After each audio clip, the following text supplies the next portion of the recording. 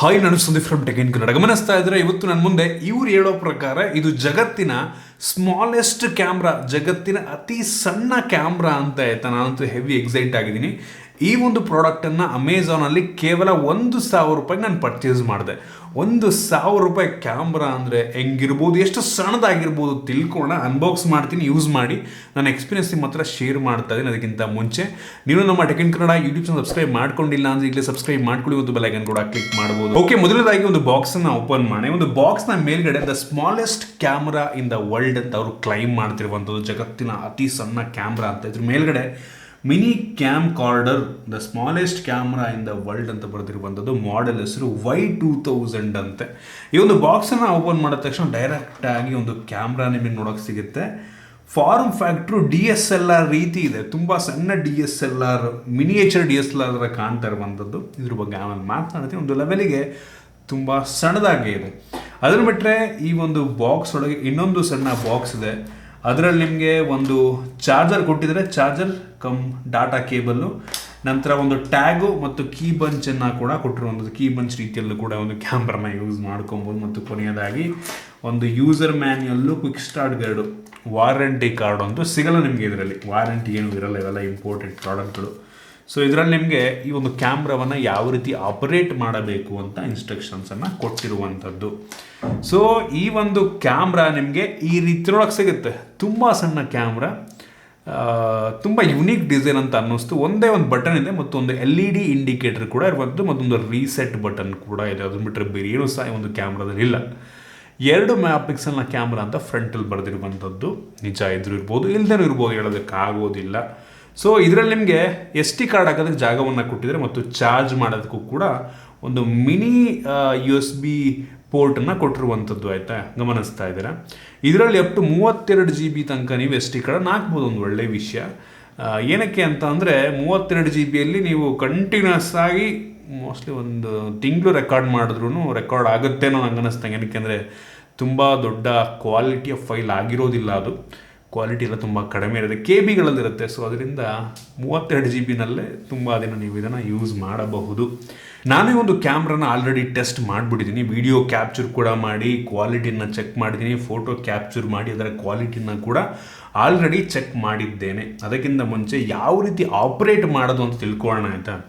So operate ಮಾಡೋದು heavy complicated ಅಂತ ಅನ್ನಿಸ್ತು, ಅರ್ಥ ಮಾಡ್ಕೊಳ್ಳೋದು ಸ್ವಲ್ಪ ಕಷ್ಟ. ಸೊ ನಾನು ಯೂಸರ್ ಮ್ಯಾನ್ಯುವಲ್ ಚೆಕ್ ಮಾಡ್ದಂಗೆ ಇದನ್ನು ಆನ್ ಮಾಡೋದಕ್ಕೆ ಲಾಂಗ್ ಪ್ರೆಸ್ ಮಾಡ್ಕೊಬೇಕು. ಒಂದು 2 ಸೆಕೆಂಡು ಆನ್ ಆಗುತ್ತೆ, 4 ಸೆಕೆಂಡು ನೀವು ಲಾಂಗ್ ಪ್ರೆಸ್ ಮಾಡಿಕೊಂಡ್ರೆ ಆಫ್ ಆಗುತ್ತಂತೆ, ಆಯಿತಾ. ಸೊ ಆನ್ ಆದಾಗ ಈ ಒಂದು ಲೈಟ್ LED ಇದೆ, ಒಂದು ಕೆಂಪು ಕಲರು, ಅದು ಕಂಟಿನ್ಯೂಸ್ ಆಗಿ ಆನ್ ಆಗಿರುತ್ತೆ, ಆಯಿತಾ. ಕಂಟಿನ್ಯೂಸ್ ಆಗಿ ಆನ್ ಆಗಿರುತ್ತೆ. ಸೊ ನಿಮಗೆ ತೋರಿಸುತ್ತೆ ಓಕೆ ಆನ್ ಆಗಿದೆ ಅಂತ. ನೆಕ್ಸ್ಟು ನೀವು ಒಂದು ಸಲ ಈ ಮೇಲ್ಗಡೆ ಇರುವಂಥ ಬಟನ್ನ ಪ್ರೆಸ್ ಮಾಡಿದ್ರೆ ಅದು ಒಂದು ಸಲ ಆನ್ ಆಗಿ ಆಫ್ ಆಗುತ್ತೆ. ಸೊ ನಮಗೆ ಆಗ ಗೊತ್ತಾಗುತ್ತೆ ಓಕೆ ಕ್ಯಾಪ್ಚರ್ ಆಯಿತು ಅಂತ. ಒಂದು ಫೋಟೋ ಕಂಟಿನ್ಯೂಸ್ ಆಗಿ ಆನ್ ಆಗಿರುತ್ತೆ, ಒಂದು ಸಲ ಪ್ರೆಸ್ ಮಾಡಿದ್ರೆ ಬಂದ್ಬಿಟ್ಟು ಹೋಗುತ್ತೆ ಲೈಟು. ಸೊ ಒಂದು ಫೋಟೋ ಕ್ಯಾಪ್ಚರ್ ಆಯಿತು ಅಂತ. ಸೊ ಅದೇ ರೀತಿ ವಿಡಿಯೋ ಕ್ಯಾಪ್ಚರ್ ಮಾಡಬೇಕು ಅಂತ ಅಂದರೆ 1 ಸೆಕೆಂಡ್ ಲಾಂಗ್ ಪ್ರೆಸ್ ಮಾಡಿ ಬಿಟ್ಬಿಡ್ಬೇಕು. ಸೊ ಆಗ ಆ ಒಂದು ವಿಡಿಯೋ ಬ್ಲಿಂಕ್ ಆಗಿ ಶುರುವಾಗುತ್ತೆ, ಆನ್ ಆಫು ಆಗಿ ಶುರುವಾಗುತ್ತೆ. ಸೊ ಆಗ ನಮಗೆ ಇದು ವಿಡಿಯೋ ರೆಕಾರ್ಡ್ ಆಗ್ತಿದೆ ಅಂತ. ಇದು ರೆಕಾರ್ಡ್ ಮಾಡುವಂಥ ವಿಡಿಯೋ ಮತ್ತು ಕ್ಯಾಪ್ಚರ್ ಮಾಡುವಂಥ ಫೋಟೋ ಈ ಒಂದು SD ಕಾರ್ಡಲ್ಲಿ ಸ್ಟೋರ್ ಆಗುತ್ತೆ. ಅದನ್ನು ನೀವು ಕಾಪಿ ಮಾಡ್ಕೊಳ್ಳೋದಕ್ಕೆ ನಿಮ್ಮ ಕಂಪ್ಯೂಟರ್ಗೆ SD ಕಾರ್ಡನ್ನು ಬಿಚ್ಚಿ ಕಾರ್ಡ್ ರೀಡರ್ಗೆ ಹಾಕಿ ಯೂಸ್ ಮಾಡೋ ಅವಶ್ಯಕತೆ ಇಲ್ಲ.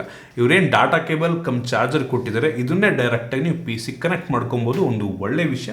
ಇದು ಡಾಟಾ ಕೇಬಲ್ ರೀತಿಯಲ್ಲೂ ಕೂಡ ಕೆಲಸವನ್ನು ಮಾಡುತ್ತೆ. ಸೊ ಆರಾಮಾಗಿ ಕೇಬಲ್ ಮುಖಾಂತರ ಫೋಟೋ ವೀಡಿಯೋಸ್ನೆಲ್ಲ ಕಾಪಿ ಮಾಡ್ಕೊಬೋದು. ಇನ್ನು ಡೈರೆಕ್ಟಾಗಿ ಇದರ ಕ್ವಾಲಿಟಿ ಬಗ್ಗೆ ಮಾತನಾಡಬೇಕಂತಂದರೆ ಫೋಟೋ ಕ್ವಾಲಿಟಿ ಪರವಾಗಿಲ್ಲ ಅಂತೀನಿ. 1,000 ರೂಪಾಯಿಗೆ ಹೆಂಗಿರುತ್ತೆ ಯೋಚನೆ ಮಾಡ್ಕೊಳ್ಳಿ. ಸ್ಯಾಂಪಲ್ನ ತೋರಿಸ್ತದೆ ನಿಮಗೆ, ಪರವಾಗಿಲ್ಲ, ಕೆಲಸವನ್ನಂತೂ ಮಾಡ್ತದೆ. ನನಗೆ ಇದನ್ನು ನಾನು ಆರ್ಡ್ರ್ ಮಾಡೋದಕ್ಕೆ ನನಗೆ ಅನ್ನಿಸ್ತಾನೆ ಪಕ್ಕ ಡಮ್ಮಿ ಆಗಿರುತ್ತೆ, ವರ್ಕ್ ಆಗದೆ ಡೌಟು, ರಿಟರ್ನ್ ಮಾಡೋ ಚಾನ್ಸಸ್ ಬಂದರೂ ಬರ್ಬೋದು ಅಂತ ಅಂದ್ಕೊಂಡಿದ್ದೆ. ಒಟ್ಟಿಗೆ ನನ್ನ ಅದೃಷ್ಟಕ್ಕೆ ಇದು ಕೆಲಸವನ್ನು ಮಾಡ್ತಿರುವಂಥದ್ದು. ಇನ್ ಕೇಸ್ ನೀವು ಆರ್ಡ್ರ್ ಮಾಡಿದರೆ ಹೇಳೋದಕ್ಕಾಗಲ್ಲ, ಕೆಲಸ ಮಾಡಿದ್ರೂ ಮಾಡ್ಬೋದು ನಿಮ್ಮ ಲಕ್ ಚೆನ್ನಾಗಿದ್ದರೆ. ಕೆಲವು ಡಿಫೆಕ್ಟಿವ್ ಪೀಸ್ಗಳು ಇರ್ತವೆ, ಇವೆಲ್ಲ ಚೈನೀಸ್ ಇಂಪೋರ್ಟ್, ಗ್ಯಾರಂಟಿ ಇರಲ್ಲ, ಯಾವಾಗ ಬೇಕಾದರೂ ಹಾಳಾಗ್ಬೋದು. ಸೊ ಅದನ್ನೆಲ್ಲ ತಲ್ಲಿಟ್ಕೊಂಡು ಇದನ್ನು ಪರ್ಚೇಸ್ ಮಾಡಬೇಕು ಬೇಡವಾ ಅಂತ ಡಿಸೈಡ್ ಮಾಡ್ಕೊಳ್ಳಿ.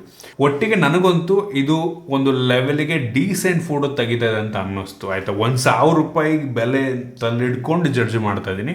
ಕ್ವಾಲಿಟಿ ಕೆಡ್ತಾಗಿದೆ, ಬಟ್ ಸ್ಟಿಲ್ ಕೆಲಸವನ್ನಂತೂ ಮಾಡ್ತಾ ಇದೆ. ಇನ್ನು ವಿಡಿಯೋ ಕೂಡ ಅಷ್ಟೇ ಪರವಾಗಿಲ್ಲ ಅಂತೀನಿ ಒಂದು ಲೆವೆಲಿಗೆ.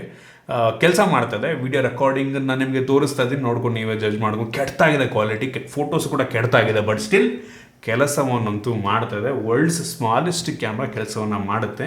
ನೀವು ಈ ಒಂದು ಫೋಟೋ ಕ್ಯಾಪ್ಚರ್ ಮಾಡಿದ್ರೆ 720p ಯಲ್ಲಿ ಇದು ರೆಕಾರ್ಡ್ ಮಾಡ್ಕೊಳ್ಳುತ್ತೆ. 720p ರೆಸೊಲ್ಯೂಷನ್ನಲ್ಲಿ ಇದು ಫೋಟೋನ ಕ್ಯಾಪ್ಚರ್ ಮಾಡ್ಕೊಳ್ಳುತ್ತೆ. ವಿಡಿಯೋ ಬಂದ್ಬಿಟ್ಟು 480pಯಲ್ಲಿ ಈ ಒಂದು HD ಕ್ವಾಲಿಟಿ, ಸ್ಟ್ಯಾಂಡರ್ಡ್ ಡೆಫಿನೇಷನ್ ಕ್ವಾಲಿಟಿಯಲ್ಲಿ ವಿಡಿಯೋ ರೆಕಾರ್ಡ್ ಮಾಡುತ್ತೆ. HD ಕ್ವಾಲಿಟಿ 720pಯಲ್ಲಿ ಇದು ಫೋಟೋವನ್ನು ಕ್ಯಾಪ್ಚರ್ ಮಾಡುತ್ತೆ. ಸೊ ಕೆಲಸನ ಮಾಡ್ತಾ ಇದೆ. ಸೊ ಇಂಪ್ರೆಸ್ ಆಯಿತು, ಜಗತ್ತಿನ ಸ್ಮಾಲೆಸ್ಟ್ ಕ್ಯಾಮ್ರಾ ಕೆಲಸವನ್ನು ಮಾಡ್ತಾ ಇದೆ. ಬಟ್ ವ್ಯಾಲ್ಯೂ ಫಾರ್ ಮನಿ ಅಂತೂ ಅಲ್ಲ. ನೀವು ಒಂದ್ಸಲ ತಕ್ಕೊಂಡು ಸುಮ್ಮನೆ ಆಗ್ಬೋದೇನೋ, ಅಥವಾ ಕೆಲವೊಬ್ರು ಇದನ್ನು ಕ್ಯಾಮ್ರಾ ರೀತಿ ಯೂಸ್ ಮಾಡ್ಬೋದು, ಗೊತ್ತಾಗಲ್ಲ ಇದು ಕ್ಯಾಮ್ರಾನ ಹಿಂಗೆ ಅಂತ. ಸೊ ಆ ರೀತಿ ಇದೆ, ಆ ರೀತಿ ಬೇಕಾದ್ರೆ ಕೆಲವು ಜನ ಯೂಸ್ ಮಾಡ್ಬೋದು. ತುಂಬ ಸಣ್ಣದಾಗಿದೆ ಒಟ್ಟಿಗೆ, ತುಂಬ ಯುನೀಕ್ ಆ್ಯಂಡ್ ಇಂಟ್ರೆಸ್ಟಿಂಗ್ ಗ್ಯಾಜೆಟ್ ಅಂತ ಅನ್ನಿಸ್ತು. ಯೂಶ್ವಲಿ ಈ ಥರ ಪ್ರಾಡಕ್ಟನ್ನೆಲ್ಲ ಚೈನಾದಿಂದ 200-300-400 ರೂಪಾಯಿಗೆಲ್ಲ ಪರ್ಚೇಸ್ ಮಾಡಿಬಿಟ್ಟು ನಮ್ಮ ದೇಶದಲ್ಲಿ 1,000 ರೂಪಾಯಿ, 1,500 ಮಾರ್ತಾರೆ. 900-800 ರೂಪಾಯಿಗೆಲ್ಲ ಆಫರ್ ಟೈಮಲ್ಲಿ ಈ ಒಂದು ಕ್ಯಾಮ್ರಾನ ಪರ್ಚೇಸ್ ಮಾಡ್ಬೋದು. ನೋಡಿ ನಿಮ್ಗೆ ಇಂಟ್ರೆಸ್ಟಿಂಗ್ ಅನ್ನಿಸ್ತು ಅಂತ ಅಂದರೆ, ನಿಮಗೆ ಯುನೀಕ್ ಅನ್ನಿಸ್ತು ಅಂದರೆ ಪರ್ಚೇಸ್ ಮಾಡಿ. ಬಟ್ ನಾನಂತೂ ಸಜೆಸ್ಟ್ ಮಾಡೋದಿಲ್ಲ ಪರ್ಚೇಸ್ ಮಾಡಿ ಅಂತ. ಒಟ್ಟಿಗೆ ನನಗೆ ಪರ್ಸ್ನಲಿ ಕೆಲಸವನ್ನು ಮಾಡ್ತದೆ. ನಿಮಗೆ ಏನಾಗುತ್ತೆ ಅಂತ ನನಗಂತೂ ಗೊತ್ತಿಲ್ಲ. ಬಟ್ ಸ್ಟಿಲ್ ಡಿಸ್ಕ್ರಿಪ್ಷನ್ ಲಿಂಕ್ ಕೊಡ್ತೀನಿ, ಪರ್ಚೇಸ್ ಮಾಡಬೇಕು ಅನ್ನೋರು ಪರ್ಚೇಸ್ ಮಾಡಬಹುದು. ಸೊ ನಿಮಗೆ ಈ ಒಂದು ಗ್ಯಾಜೆಟ್ ಬಗ್ಗೆ ಏನು ಅನ್ನಿಸ್ತು ದಯವಿಟ್ಟು ಕೆಳಗಡೆ ಕಾಮೆಂಟ್ ತಿಳಿಸ್ಬೋದು. ಇಷ್ಟ ಆಗಿದೆ ದಯವಿಟ್ಟು ಲೈಕ್ ಮಾಡಿ, ಶೇರ್ ಮಾಡಿ. ಇದೇ ರೀತಿ ನಮ್ಮ ಬೇರೆ ಬೇರೆ ವೀಡಿಯೋಗಳಿಗೆ ನಮ್ಮ tech in Kannada YouTube subscribe ಮಾಡ್ಕೊಂಡಿಲ್ಲ ಅಂದರೆ ಸಬ್ಸ್ಕ್ರೈಬ್ ಮಾಡ್ಕೊಂಡು ಬೆಲ್ ಐಕನ್ ಕೂಡ ಕ್ಲಿಕ್ ಮಾಡ್ಬೋದು. ಸಿಗೋಣ ಮುಂದಿನ ವಿಡಿಯೋದಲ್ಲಿ.